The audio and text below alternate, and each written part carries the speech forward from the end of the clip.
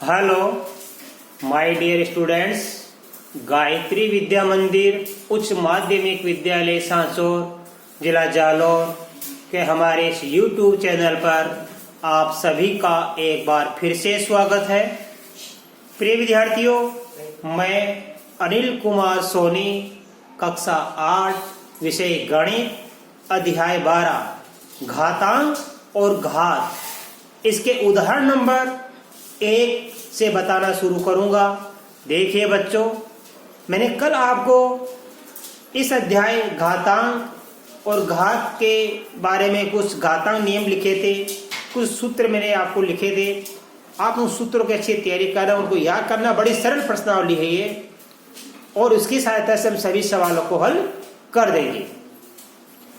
बच्चों, आज के इस अध्याय 12 घातांक और घात के उदाहरण नंबर 1 की शुरुआत करने से पूर्व मैं आपको एक बार फिर कहना चाहूंगा कि यदि आपने अभी तक हमारे इस YouTube चैनल को सब्सक्राइब नहीं किया है तो सब्सक्राइब जरूर करें, जिससे कि आपको हमारे आगे आने वाले वीडियोस के नोटिफिकेशन समय पर प्राप्त हो और आप अपनी पढ़ाई को निर्बाध रूप से, सुचारू रूप से जारी रख सकें। देखो बच्चों, हमारा उदाहरण नंबर 1 बड़ा ही सरल है। इसमें लिखा है मान ज्ञात कीजिए। इसमें 2 सवाल है। पहला है 2 की घात ऋण 3, दूसरा 1/3 की घात ऋण 2। हिंदी में ऋण बोलते, अपन इसको अंग्रेजी में माइनस बोलते हैं। 2 की घात ये -3, ये 1/3 की घात -2। मैंने आपको कल भी कहा था कि जैसे हमारी कोई ऋण घातांक होती है या माइनस की घातांक होती है तो पहले उसको हम धनात्मक घातांक में बदलते हैं। किसमें बदलते हैं? धनात्मक घातांक को कैसे बदलते हैं कि जो हमारा आधार है उस आधार का व्युत्क्रम कर लिया करो, यानी आधार को उल्टा कर लिया करो, अंश का हर और हर का अंश बना दिया करो, तथा जो हमारा ऋण घात है उसकी धनात्मक घातांक बना दिया करो। देखो कैसे, ध्यान देना। ये हमारा सवाल है 2 की घात -3, इसको मैं बटा a कर सकता हूं, बटा a। अब देखो इसको धनात्मक घातांक बनाएंगे हम।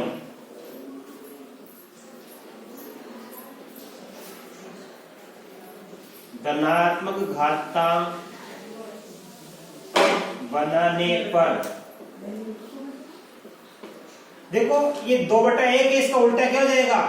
1/2, राइट। कोष्टक को बंद कर दिया हमने, 2/1 को कर दिया, 1/2 हो गया। अब ऋण घात बन जाएगी हमारी धन घात, तो 2/1 का उल्टा हो गया 1/2, और ये घातांक -3 है, बन जाएगी +3। अब आप इसको कर लीजिए बच्चों। देखो 1/2 को 3 बार लिखेंगे, 1/2 गुणा 1/2 गुणा 1/2, राइट। इस 1/2 की घात 3 है, इसका मतलब है 1/2 को हम 3 बार लिखकर गुणा करेंगे। तो देखिए मैंने लिखा 1/2 गुणा 1/2 गुणा 1/2। अब इसको मत करेंगे। देखो 1 का गुणा 1 से करने पर 1 होता है। अब 2 का गुणा 2 से करेंगे 4 होता है। 2 का गुणा 2 से करेंगे 4 होता है। फिर 4 का गुणा 2 से करने पर 8 होता है। तो उत्तर कितना है हमारा? 1/8। अर्थात 2 की घात -3 को हल करने पर उत्तर कितना आ गया हमारे पास? 1/8। इसका मान हमने ज्ञात कर लिया। इससे बगैर देखो हमारा सवाल ये है, इसको भी कैसे करेंगे? सबसे पहले क्या लिखेंगे हम?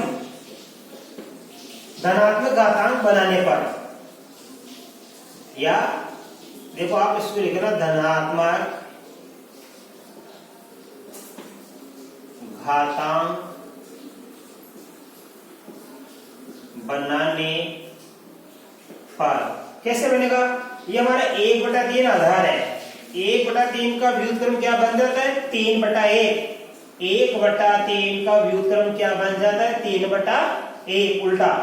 ये अंश, ये हर तो बन गया अंश, और ये हमारा अंश बन गया हर। 3/1 को हम क्या लिख सकते हैं? 3।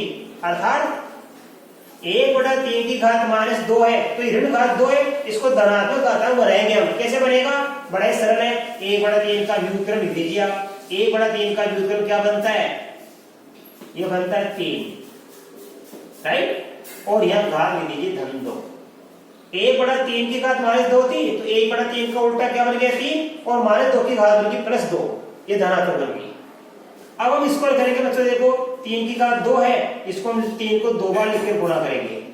3 की घात 2 का मतलब होता है 3 × 3, इसको हम 2 बार लिखेंगे। अब 3 को 3 से गुणा करेंगे तो 9 उत्तर आता है, तो ये आंसर आ गया 9। 1/3 की घात -2, इसका आंसर कितना प्राप्त हो गया हमको, 3 × 3 को करने में उत्तर आता है 3 × 9। तो बड़ा ही सरल सवाल है बच्चों, ये हमने सवाल नंबर 1 उदाहरण नंबर 1 हल कर लिया। अब देखो उदाहरण नंबर 2 लिखा बच्चों हमारे साथ में, सरल कीजिए। हमारे पास में लिखा सरल कीजिए, देखो कैसे करेंगे।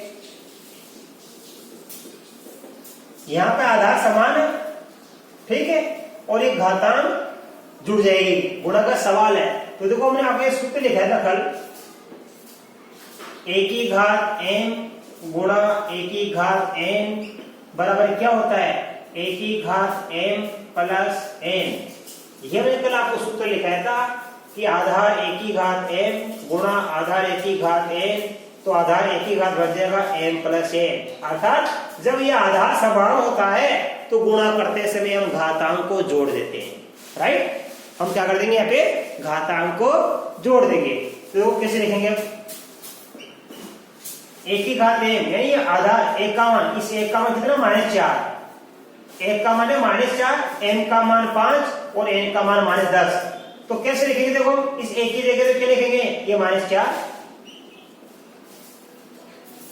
और m प्लस n की जगह लिखेंगे 5 प्लस -10। तो आधार तो -4 का 4 आ गया, -4, इन घातांक 5 को और -10 को जोड़ेंगे तो 5 जोड़ दिया -10, तो देखो क्या बन जाएगा, ध्यान देना, ये -4।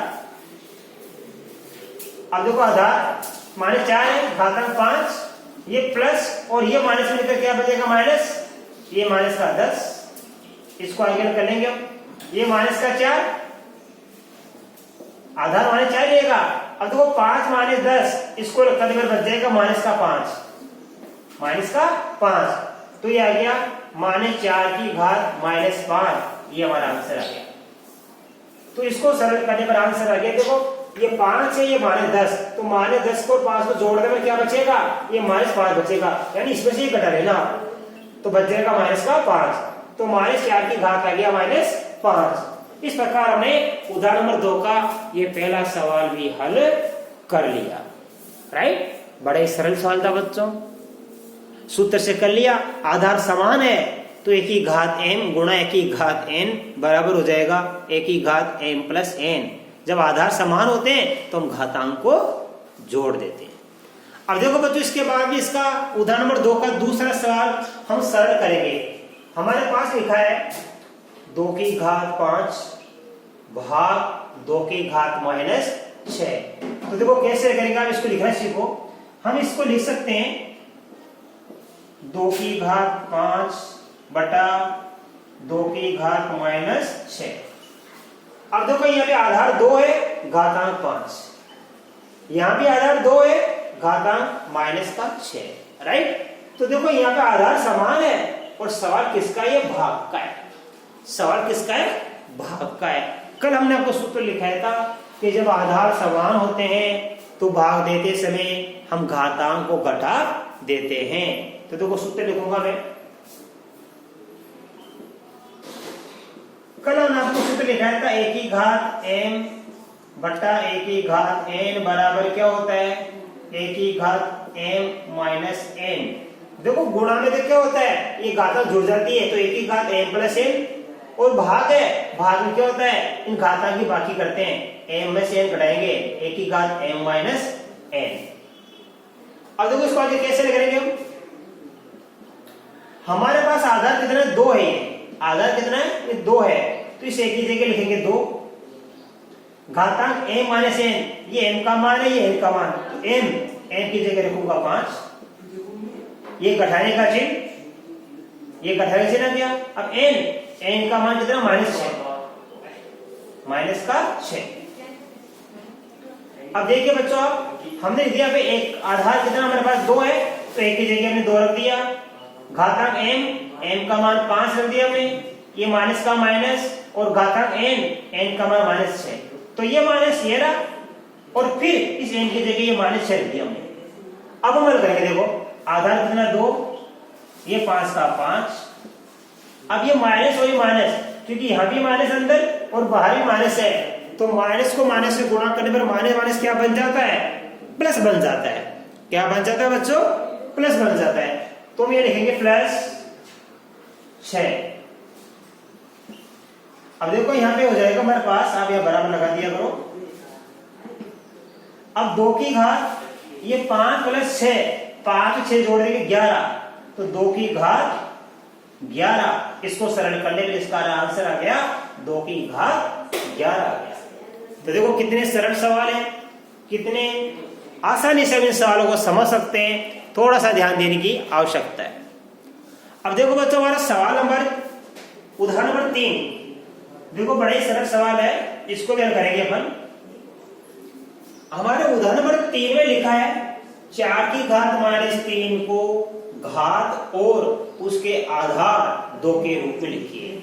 यानी इस 4 की घात -3 को है ना, हम आधार कितना बनाएंगे 2, अभी आधार कितना 4, हमें आधार कितना बनाना है, इसका 2 बनाना है। आधार कितना बनाना है, 2 बनाना है। तो कैसे करेंगे,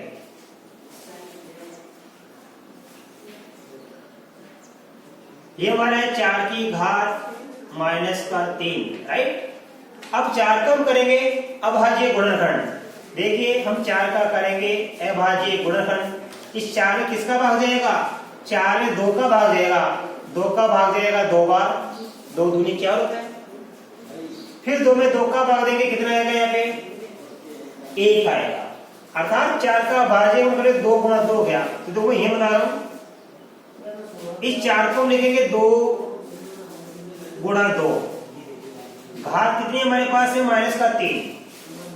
अच्छी तरह समझना, तो 4 की घात -3 है, ये -3 तो घात वैसी की वैसी है, हमने 4 का कर दिया अभाज्य गुणनखंड, ये होता है 2 × 2। अब देखो बच्चों 2 × 2 हमारे पास में, राइट, तो 2 × 2 का मतलब हो गया ये 2 बार आ गया। अर्थात हमारे पास 2 की घात कितनी प्राप्त हो गई, हमको 2 प्राप्त हो गई। तो देखिए हमने लिखा 4 की घात -3 है, यहाँ पे ऋण का मतलब हम माइनस बोलते हैं इंग्लिश में, इसको ऋण बोलते हैं हिंदी में, राइट। तो 4 की घात -3 है बराबर 2 × 2, इसकी घात कितनी है हमारे पास, ये -3 है। हमने 4 का कर दिया अभाज्य गुणनखंड, ये हो गया 2 × 2। अब इस 2 × 2 को हम क्या लिखेंगे, देखो 2 बार आ गया, तो 2 × 2 को मैं लिख सकता हूँ 2 की घात 2, और ऊपर घात कितनी है -3। तो देखो यहाँ पे घात 2 है, तो इसके ऊपर घात -3 और आ गई। तो कल हमने आपको एक सूत्र लिखाया था, जब घात के ऊपर घात होती है तो घातों का क्या हो जाता है, गुणा कर लेते हैं हम। तो वो बता रहा हूं, जो कि हमने कल आपको लिखाया था 1 की घात n गुणा n बराबर क्या बन जाता है, 1 की घात nn। अर्थात घात के ऊपर घात होती है तो हम उसको क्या कर लेते हैं, गुणा कर लेते हैं। तो देखिए बच्चों ये हमने फॉर्मूला लिख दिया, 1 की घात n ऊपर घात n, तो घात के ऊपर घात आ गई, घात का क्या हो जाएगा, गुणा हो जाएगा। तो देखो आगे कैसे करेंगे हम, 2 की घात 2 है, इसका गुणा किससे करेंगे, ये घात -3। अर्थात हमारे पास 2 की घात 2 है, ऊपर घात -3 है, इन दोनों घात को गुणा कर लिया करो आप। तो देखो हमें क्या प्राप्त हो जाएगा, आगे में प्राप्त हो जाएगा 2 की घात, आधार तो 2 का 2 ही रहेगा हमारे पास, ये आधार 2 का 2 ही रहेगा। अब 2 को गुणा -3 से करेंगे तो माइनस का क्या प्राप्त हो जाएगा 6, अर्थात 2 की घात क्या प्राप्त हो गई, ये 2 की घात हमको प्राप्त हो गई -6। क्यों हुआ, क्योंकि 2 को -3 से गुणा करेंगे तो -6 प्राप्त होता है।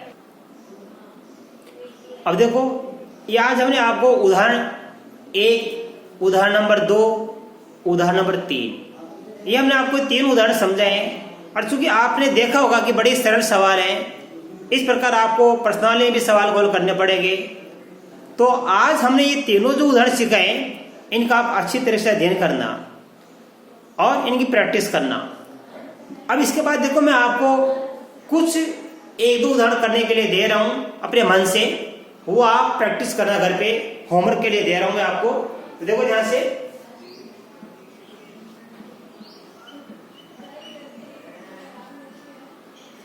नंबर 1, आपको मान ज्ञात करना है।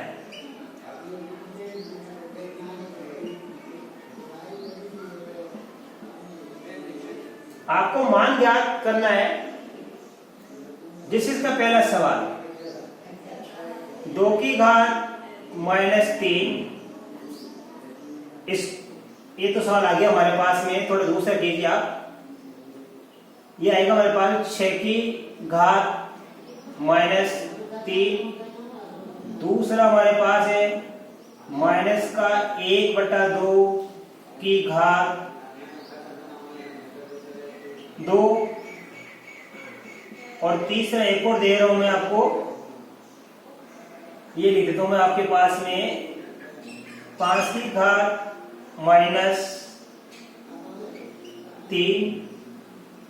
यहां से तो 5 यहाँ पे लिख दीजिए 6, 5/6 की घात -3।